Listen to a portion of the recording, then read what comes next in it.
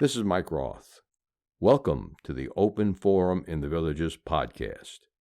In this show, we're going to talk to leaders in the community, leaders of clubs, and interesting folks who live here in the villages to give a perspective of what's happening here in the villages and information that I think all villagers should have. We hope to add a new episode every Friday morning at 9 o'clock.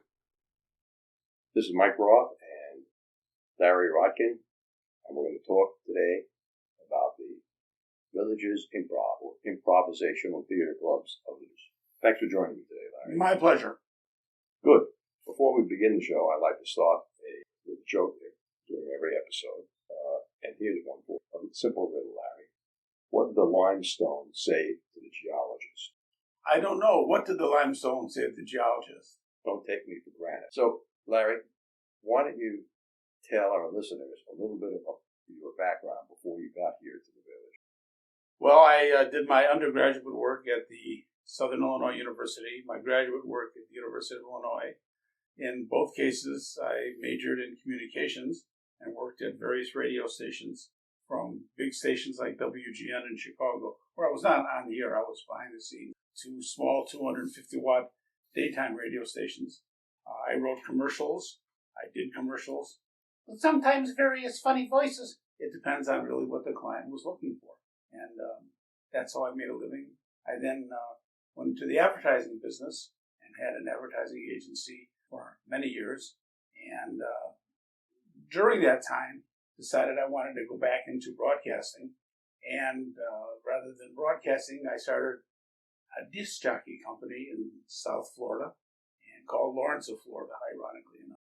And I'm sorry, I said, now you're going to have to do some editing.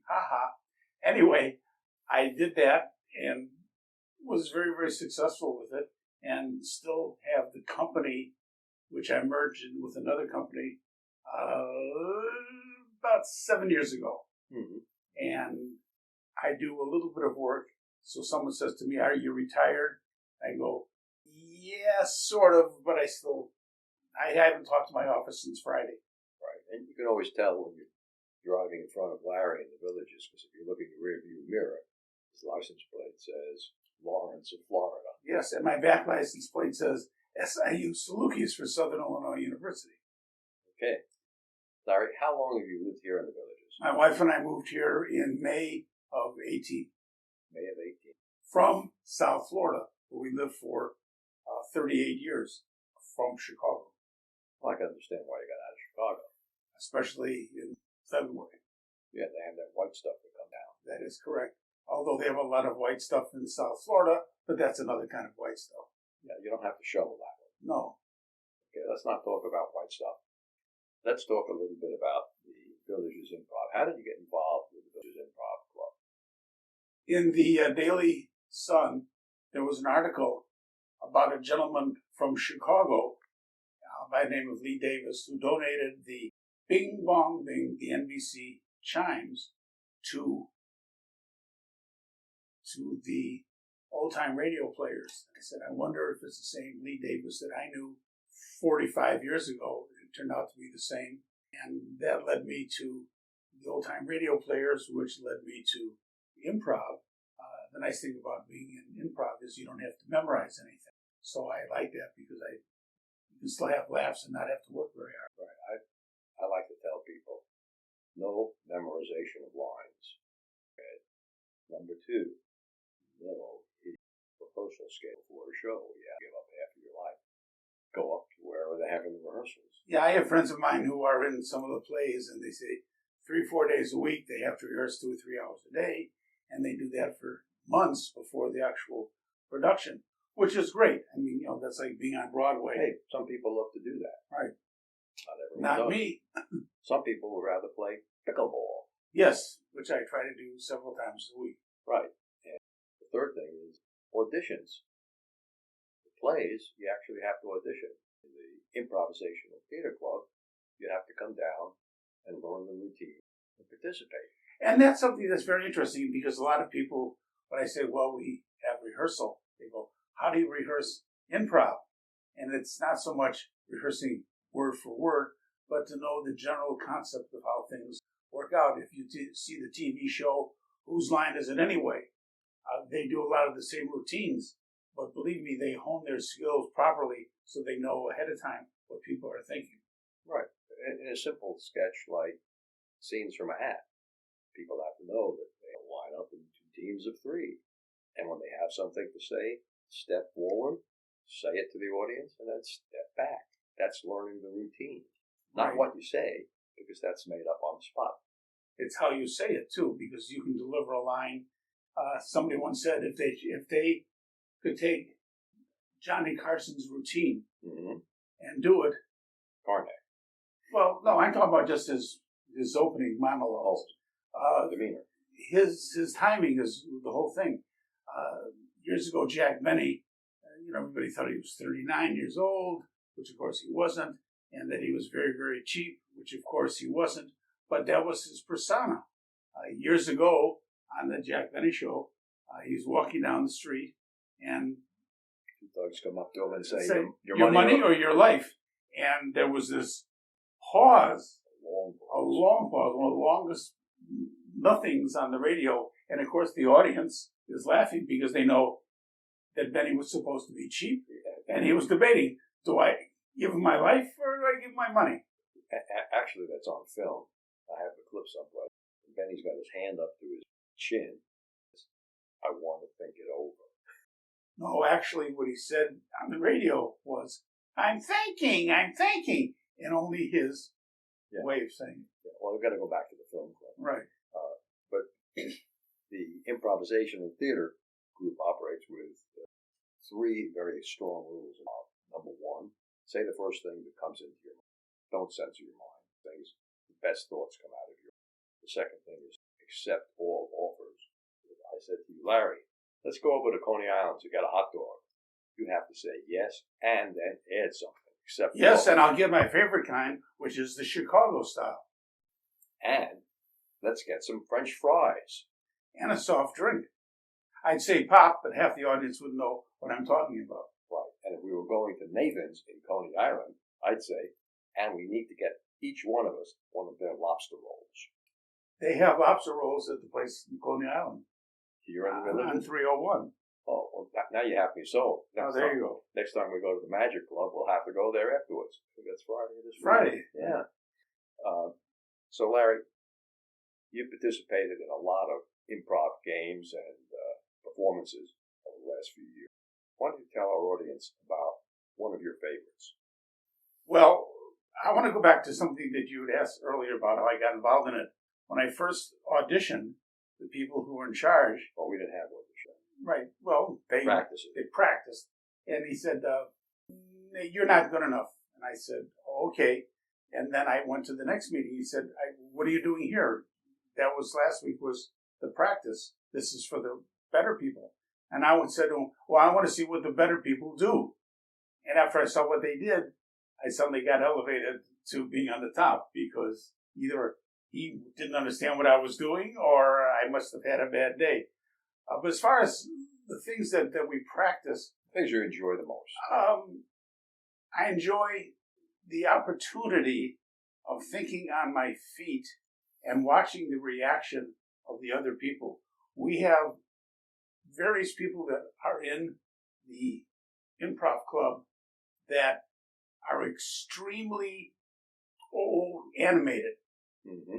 And if you just said, well, I think this is a good idea, or you said, hey, I think this is a really good idea, and your hands are moving and your face is moving, and it makes a big difference. And to watch that, we had a situation where someone was supposed to be doing different animals in a zoo.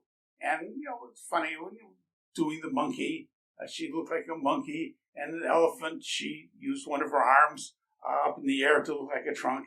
And then they said, and an armadillo. And she froze. What does an armadillo look like? And the answer is very, very difficult to get the point across. But it's watching these people, in some cases, do a metamorphosis from being nothing to all of a sudden coming on top. Yeah, that armadillo was thrown at her about a week ago. Yes. And after she froze for a half a second, She jumped right in. She got in and she imitated an armadillo. It was a great sketch. And one of the things about these improvisational theater company shows or sketches or scenes is they're never the same.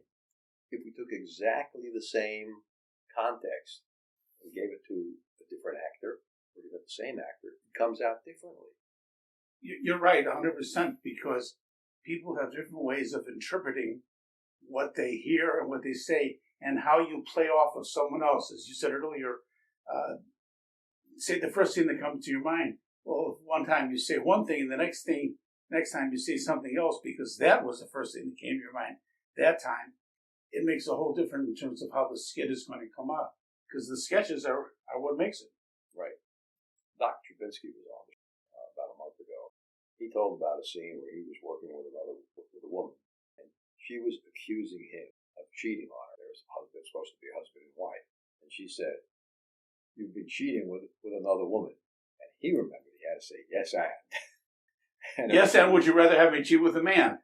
I mean, you could have taken it different ways. Yeah. You know, there's a story about the guy who comes home and and on his lapel there's a blonde hair, and his wife says, "Are you messing around with the blonde woman?" No, must have been in the elevator. The next day comes in, and there's a red hair. "Are you messing around with the?" No, I'm not. We're in the elevator or something. The next day comes back and there's no hair or something. So she says, "What are you doing now? Messing around with bald women?" So you can't win for losing. Yes, and. Yeah. Oh, that was a joke you wanted me to tell. I just told it. Okay. That's good. And the Improvisational Theater Club meets the first 4 Mondays of the month, normally at the Rohan Recreation Center from 6:30 to 8:20 p.m. Occasionally, we'll be at a different recreation center, so you probably want to call or send an email or check our website, which is our website is thevillagesimprov.com. We couldn't come up with a simpler website. Yeah, if you can't figure that one out, we don't want you. Yep. No. thevillagesimprov.com, and then take a look at the calendar, look at Monday, click on 6:30, and it'll tell you exactly where we are. If it's the 5th Monday of the month, we won't be meeting. If it's a Monday where there's an election, as there will be this year, you better check, because we'll probably be at a different recreation center. Larry, we have a show coming up in October, on October 28th at Rohan. This is a show for the general public. They'll be able to buy tickets online. They'll be able to bring snacks and their favorite adult beverages. Doesn't have to be an adult beverage. If someone likes just plain seltzer or soda. Oh, yeah. They can have that, too. But the show works. The show, it's much funnier. The more they drink, the better, the funnier we are. Right. And when we do the public shows, we always have at least 2 or 3 numbers in the show where audience members get up on the stage and they do something simple. Yeah, see, but now you warn them they might be in the show. That might scare some people away. Don't be scared, folks. It's all in fun. Right. Especially if you sit in the back row. That doesn't help.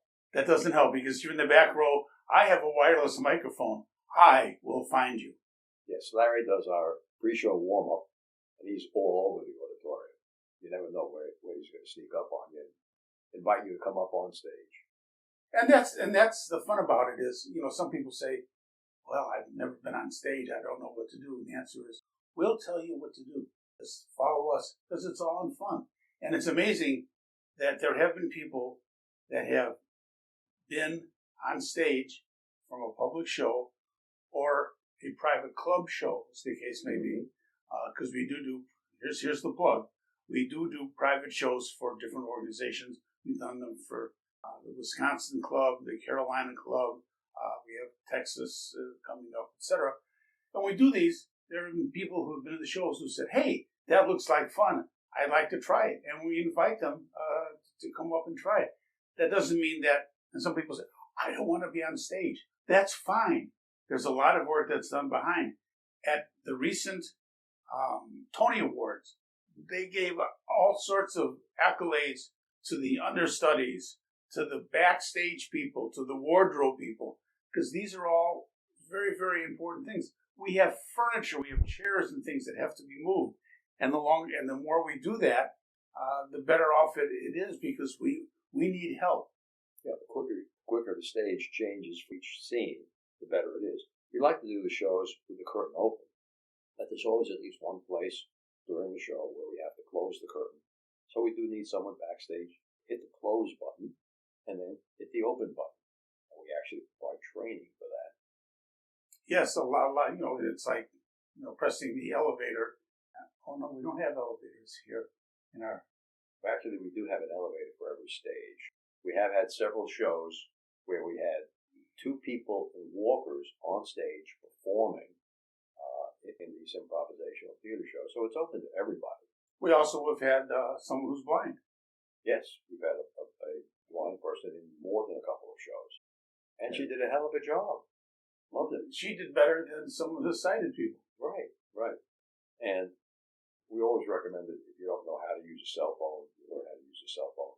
You can get text messages from us in the club. Our website is a highly communicative website. It emails every week to every member. You can even send. But we're digressing from the point. The point is about having fun and enjoying. As somebody once said to me, Larry, you've been a disc jockey for years. When are you going to stop? And I said, when it stops becoming fun. And that's the situation with the Improv Club. If you're not enjoying it anymore, leave. Nobody's holding. This is not a class where it's not it's not fail or pass. We have fun. You're in it. Right. We have a very nominal dues structure. We pay for some of our props and material hours a year, and we have about 35 active members now, and we like to grow the club. We'd like to have 2 simultaneous performing groups. Right now we have 1, but that's okay. And with the shows that we do for the public and for the ones we do for private organizations and clubs, we charge for that because we have a lot of expenses. We have everybody who's on the big stage when we do them, like at Rohan. We have Costumes that we buy. Costumes, but we also have headsets.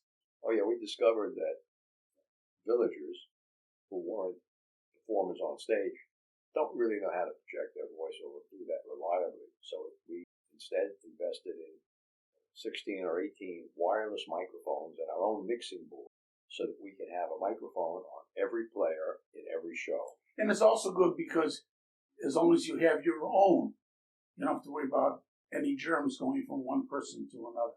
Right. And each person talks at a different level. So with the mixing board, we can set the level so everyone has the same sound level in the auditorium, regardless of how strong or how weak they speak. Except when someone is trying to get a point across and talks loudly. And I did that not to screw up your sound system here, but that's what happens. And again, the expense of having a sound engineer, having a lighting engineer, these are all expenses. But with some of the money that we did get, we set up a scholarship fund this year. We lost a player, David Wiley, about 6 months ago. Mm-hmm, correct. And we decided that he had done such a phenomenal job in improv, and he was so willing to volunteer to be in scenes that his spirit had to go on. And so we created a scholarship fund. We gave it to seniors at the Villages High School for their college. And I know one is going to Santa Fe College in Gainesville, and I don't know where the other 2 are going. Yeah, I don't want to use their names on the show, but all 3 of them continuing their education. Right. And all 3 of them said they would like to visit us. And we'll make stars of them. Oh, yes, there'll be stars. We had a 22-year-old daughter of one of the village's residents come into one of our meetings. And she was studying improv theater in college. And she was phenomenal. Actually, she put a lot of us to shame, is what she did. She was willing to use all of her facial muscles. She smiled. She frowned. It was a wonderful performance that she did. And she did something that, unfortunately, a lot of us who are 55 plus, and I think in some cases I'm being generous when I say that, she got down on her hands and knees for one scene. Well, some of us may be able to get down on our hands and knees, but we can't get back up. Well, we have assistance for people. Yes, right. But that's one of the 3D aspects of staging. And that's one of the things that people have to learn in improv. You're on a stage, whether it's in a regular meeting room or on one of the big room stages. How to be on stage is important, and you need to learn that to get your funniness across. And when you're on stage, and we might have, I think we had one time 18 players doing a show, you're on stage, the curtain is open. You don't sit and talk to the guy next to you or the gal next to you. You watch the scenes and you laugh when you're supposed to laugh, even if you've heard it before, because you're on stage and people can see. People are watching. But, our own players told me after the first time we did that they enjoyed being out there on the stage because, A, they could see all the scenes being performed, and B, maybe more important, they could see and experience the audience reactions to the scenes. Yeah, that's very important because we never know when we throw out a line how the audience is going to perceive the line. The same line can be used in a different show and it gets a totally different reaction because it's up to you, the audience, and how you interpret it. We practiced the scene one time called Eulogy for a Mean Aunt. We did it as a practice. We did it for 2 minutes. Everyone in the room was falling on the floor laughing. And so we picked the scene up and put it into our next show in front of a live audience. And it was great. It was great, but it wasn't as great as the first time we did it. So that's one of the other things. When we do these scenes for the first time, the really great ones stand out. Well, also, when we do scenes for the first time, we're doing it in front of other performers. And we have a tendency to laugh more than perhaps the audience because we're hipper, they say that, to what's going on. I was talking to a friend of mine who has a venue in North Carolina, and I asked him, I said, would you like us to perform for you? And he said, Larry, I don't think the people in our neck of the woods would understand some of the jokes that you do, like on the TV show, Whose Line Is It Anyway? And that's a big thing, is you have to know the audience. When we did something for the Wisconsin club, during the warm-up, I wore one of those cheese heads, and they freaked out the fact that I had one. Well, fortunately, a neighbor of mine is from Wisconsin and had one, so I wore it, and it was just shtick to do. I did not obviously use that when we were doing the one for the Carolina because they don't know from that. Right. And when we talk about the Wisconsin show, we used more cheese whiz than you ever could imagine. But don't tell anybody what it is. Make it a secret. Yes. But we've also sworn off using whiz in any future performances. Instead, we're using whipped cream. Cool Whip. Not Cool Whip. Ready Whip. Much easier to handle and to clean up if necessary. Larry, in the next year, why don't you tell our listeners what you think you'd like to see in the Improv Club? Well, I'd like to see more people involved in it. That's the first thing, because even though you might not be on stage, because if we have more than one, quote, group that performs, unquote, it makes it easier for us. I know that there was one show that I thought I was missing because my granddaughter had a dance recital. I misread the date of the dance recital, so I was able to do the show. But we want to be able to have more people involved in it. So that's what I want to see.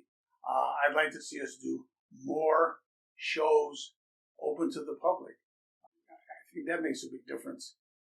Eventually, whatever happen, I'd like to see us, not at the Sheraton, but at least at the Savannah Center. Right. Because I think we can do that. And let's face it, we need a good laugh. Right. And we try to make people laugh. And that's the secret, I think, to the success of the Improv Club. Right. The improv club's version of Macbeth is going to be absolutely hilarious. Should I tell them what I did to you?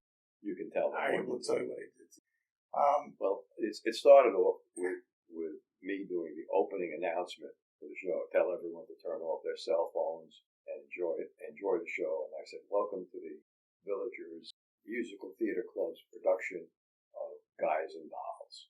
If you didn't like it, it was the Villagers Theater Company's Guys and Dolls. If you did like it, the show at the end, give us a good review at his Improvisational Theater Club. Which was nice for him to say that to everybody. And he starts to introduce the first act. And unbeknown to him, because it's improv, ladies and gentlemen, I said, no, Mike, you're wrong. You mentioned Guys and Dolls. And I turned to the audience and said, how many people here want to hear Guys and Dolls? And of course, everybody went crazy. Yes, we want to hear it. So I had arranged for several people in our ensemble. How's that? Our ensemble. Is that good? Great. And they did, I got the horse right here. Sit down, you're rocking the boat. And they just did that. And Mike's expression was this. Nothing, because he had no idea that this was happening. And then when we were all finished, he just gave me a look. I said, okay, Mike, you're on. Total shock and surprise. That's good improv. And sometimes we do things like that just not to screw them up. No, actually, we did it to screw you up. Yeah. Yes, we did. Yes. Mm-hmm. Okay. Let's wrap it up and remind people when they can come and visit the Improv. Every Monday from 6:30 to 8:20 at Rohan Center. But be sure to check on our website, which is thevillagersimprov.com. just to make sure we are at Rohan, just in case that the Villages people have moved us to another location due to the elections, refurbishing. Today it's cleaning. It's about time. Yeah. Well, Larry, I want to thank you for being on the show. And I'm sure we'll have you on again. My pleasure. Thanks again. Remember, our next episode will air live next Friday at 9 a.m., or should I say pre-recorded, but that's when it'll be released on our regular subscriptions. Bonus subscribers can get early access to episodes. Should you want to become a sponsor of the show, contact me at mikeroth@rothvoice.com. If you know someone that you think should be on the show, send me an email at mike@rothvoice.com. I want to thank everyone for listening to the show.